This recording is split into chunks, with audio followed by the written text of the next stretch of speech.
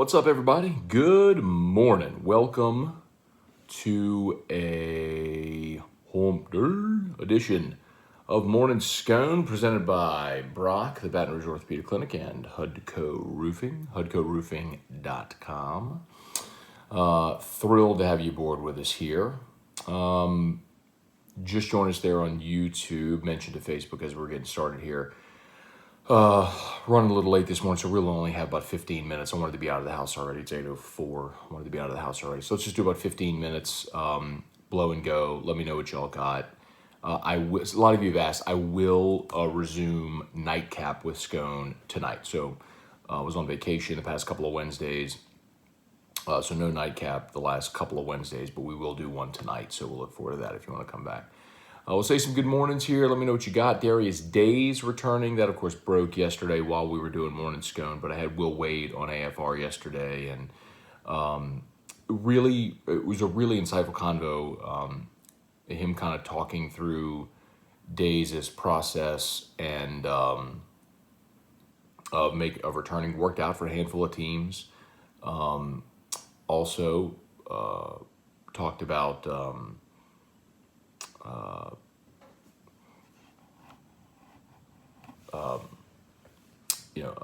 Adam Miller with where did he say it was in Lithuania? What did he say with Team USA right now? What a great thrill that has to be for him. But his team's getting ready, and so he knows we have to fix, and he's done talking about it. Got to get better on defense, and we're done talking about it. We just got to do it. And did ask him about Days' comments that he came back to win a title, and Wade said, let's pump the brakes on that. We can't talk about anything, but we got to go do. But it was a really good convo if you missed it. So that's on demand, or you can watch it on the 104.5 ESPN YouTube channel. So Darius Days returns. Love it. I think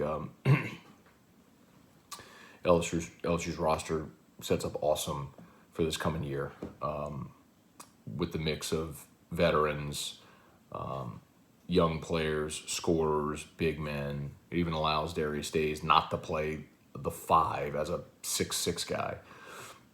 So I'm excited about basketball. Craig Dugas should be really excited. We'll have Jay Johnson today on AFR at 5 o'clock. Looking forward to chatting with LSU's new baseball coach. There were a couple of fairly significant Arizona players who entered the transfer portal yesterday, and I obviously can't ask Jay Johnson specifically about players, but Jacob Berry was a second-team All-American, had I think he had 17 homers this year, third baseman for Arizona, entered the transfer portal. Kylie McDaniel, who came on our show yesterday from ESPN, said Berry is a potential first-round guy next year. So he'll be a draft-eligible sophomore, so he's got theoretically 1 year left in college, but plays it at LSU under Jay Johnson, slugs double-digit homers in the SEC. Let's roll, man. Okay. Let's say some good mornings here. Tim Gotro, good morning. Joey Vincent, good morning. Preston Landry, what's up? Brady Smith, morning, Matt. NIL goes into effect at midnight. Excited how it'll play out. So as of AFR yesterday, there were 22 states who have NIL legislation which goes into effect at midnight tonight. So, yeah, I think you are going to have we had Henry Hayes on AFR yesterday, who is the CEO of Matchpoint. Matchpoint is it's a business designed to match athletes with businesses in the NIL era. Interesting concept. But we had Henry on, and he said he expects there is going to be like a floodgates opening moment at 12:01 a.m. And it'll there's no doubt trickle after that, but there is going to be. I think when we wake up on Thursday morning, you're going to wake up to a brave new world with athletes doing endorsements all over social media. I think that's going to be a thing that's real at 12:01 a.m. Darren Bone, good morning, Matt. Prediction tonight. I like Vanderbilt. Kumar Rocker going. I like Vanderbilt in this series because Jack Leiter going again. Basically because Vandy didn't have to play NC State twice. that allowed them to save Jack Leiter for game one, which they did, and bring back Kumar Rocker. Although, albeit he'll be on 4 days rest, so he'll be on short rest, but you can bring Rocker back tonight. And I mean, that's basically what you'll do in a major league rotation, where you're pitching every 5th day. So, yeah, I would assume Bednar will go for Mississippi State, but I like Rocker going for Vanderbilt tonight. Let's see, Darren Bone. Hope Barry comes to LSU. That'd be huge. I can't imagine that he entered the transfer portal for any other reason. Spurge, what's up? Cliff Nelson, good morning, Team Drew. Thank you, man. Stephen Miller, good morning. Bill Schmid, Kelly Gross, John Bro, happy hump day. Just read we may get an All-American transfer from Arizona. That talked about that. Yeah, just talked about that. John talked about it yesterday on AFR. The news broke while I was on AFR. Like, the crazy thing is that broke right at 4 o'clock, and we had Kylie McDaniel coming on at 4, at like 4:01. So we're in the top of the hour Sports Center break when we found that news, when Kendall Rogers tweeted that, and so then we were able to ask Kylie about it. So that might not be the only Arizona player that transfers, but I will be interested because it really, I mean, it's up to Jay Johnson to build his roster how he wants. Like, let me give you for instance. Les Miles very seldom recruited transfers, like true transfers. Now you don't have to sit out anymore, right? But even prior to the new rule where you're immediately eligible, Ed recruited Thad Moss, Braden Fajoko, Jonathan Giles, which obviously that one didn't work out, we know. But you get my point. Like, he recruited true Power 5 transfers that sat a year and then were eligible. Les never did that. I mean, Les went grad transfer. I mean, was getting Andrew Hatch from Harvard? I mean, I'd have to like do a refresher, but you get my point. Like, Les just didn't go into the transfer market very often when he was building the roster. Ed has utilized that. I'm glad he has. I mean, look at how their hit rate on transfers. Different era, I get it, but even when Ed first, took over in 16, 17, 18, they were dipping into that market. So, what's Jay Johnson going to do? I mean, Paul Maneri hasn't really utilized the transfer portal. And honestly, they haven't really tapped into JUCO very much, which was something Skip did a ton. I mean, when you think about guys like Lloyd Peaver and Doug Thompson, I mean, like, that was just very common that they would go into the JUCO ranks and find great players on the ascend and get them for a couple of years. So I'll be curious to see how Jay Johnson, what his philosophy is going to be on building the roster. Jay Johnson on AFR today at 5 p.m., by the way. Kirk Taylor, good morning. CWS attendance record will most likely fall today, set back in 2017. Yeah, man, Mississippi State, it went in droves. Good for them, man. Brian Wynn, good morning. Don Jolibois, good morning. Don Cully Crescione, good morning. Derek Adams, I think State takes the title tonight. They played well yesterday, but I'll take Kumar Rocker tonight on the bump. Catherine Marie, good morning. John DeRoche, say goodbye to college sports. John, that's absurd. Like, that is an absurd Chicken Little, I'm trying to be polite with my word choice, comment and take. If you think that college sports is going to end because a 19-year-old, because Landon Marceau, if he wanted to, or Jaden Hill, could go set up a table at Pluckers and sign autographs and take pictures and make $1,000. If you think college sports is going to end because of that, you're outside of your brain, bro. Where do you see Dugai getting drafted? Any chance he comes back? So Samuel, I did ask Kylie McDaniel that yesterday, and he said he is a potential round 5 to 7 guy. There's a really good chance that, I mean, with the money that might be therein, like, there's a good chance he could come back. I mean, it really depends. I mean, if you want to get drafted in round 5 and sign for $250, you can do that. And after taxes, it's what, $125, $150. You got to pay your agent fee, so that $250 ain't what it was.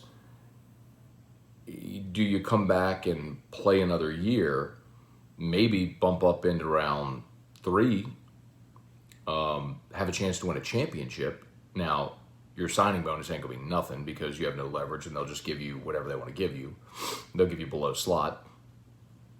I mean, is it worth it for a local guy to come back and have a chance to be a starter on a team that could go play for a national championship? Yeah. I think it's real. I think it's a realistic possibility. Jeremy Wheeler, good morning. Thoughts on the NCAA ignoring the guidance of local health department sending NC State home? Yeah, Kirk, I saw it, man. The NCAA had their rules in place. Now, my opinion is that the NCAA rule was ridiculous and that it would be very easy, similarly with the super regionals. 2 months before the tournament, they predetermined, okay, it's going to be these 16 sites, or 16 of these 20 sites. Well, by the time we get to the actual tournament and you're at 100% capacity at most of these venues, it's okay to amend the rule. I think everybody would have been agreeable to amending the rule at that point. Just like in this situation, would anybody have not been agreeable to amending the rule? That's sometimes common sense needs to prevail, and it just didn't there. Let's see, Brian Anypan. I can't say what I want to say. Scone would block me. I would never block you, Brian. Well, I wouldn't say never, but you know. Let's see. Dustin Bilella, most depth and talent I've ever seen in my lifetime at LSU. Will Wade is the Messiah. We are a Sweet 16 lock. Well, Dustin, I'll put it to you this way. We saw number 1 overall seed Virginia lose to UMBC. We've seen Duke as a 2 lose to 15 seed Lehigh. Upsets happen in the tournament. So I would hesitate to say lock for anything with the NCAA tournament because that's one of the beauties of the tournament is the fluidity in it and the unpredictability. But this is a good enough team. Yeah. David Wallace, good morning.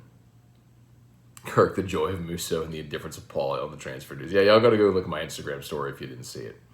Brian and Andy Penn, do you think Wade has a Final Four team? I think absolutely this is a team talented enough to make the Final Four. Yes, I do.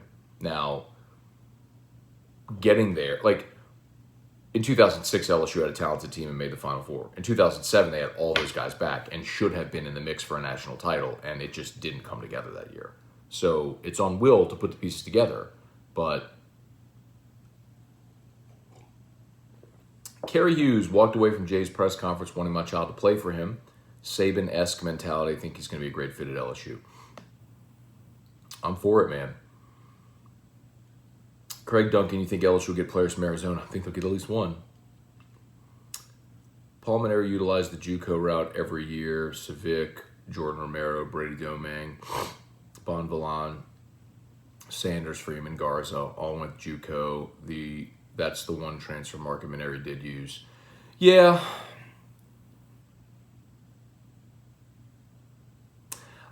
I'm not, okay, I don't want to go too, I'm so short on time. I need to elaborate a bit more on that. Yes, they absolutely did get JUCO players. I'm not saying they didn't use JUCO players. It's very different though when, go look at Mississippi State's roster. Go look at Mississippi State's roster at how many players went the JUCO route. That's kind of the difference. LSU leaned more heavily on incoming freshmen and elite talent and would supplement here and there with a JUCO player.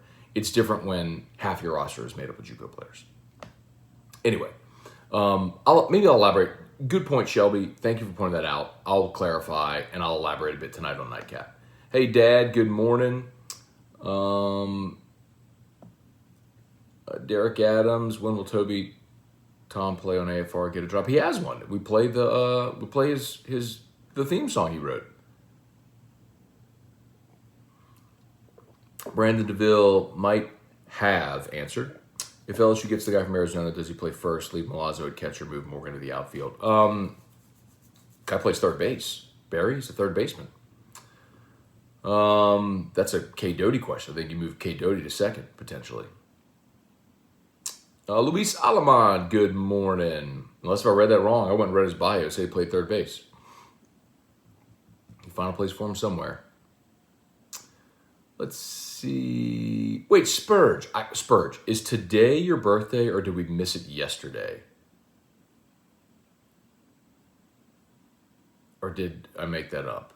Someone told, no, or was it Earphone? Somebody told me they wanted Drew to sing a song, but Drew's still sleeping. And I can't remember. Somebody's got to remind me of that. Real quick, it'd be a shame if State loses to Leiter and Rocker only because of NC State's forfeiture. Real shame, sarcasm. Gotcha, Brady. Dave and Durr, good morning. Bednar and arrested Landon Sims, advantage Mississippi State. Vandy's offense has been awful. It has been. And Bednar is going to be good. I'll go Kumar Rocker tonight.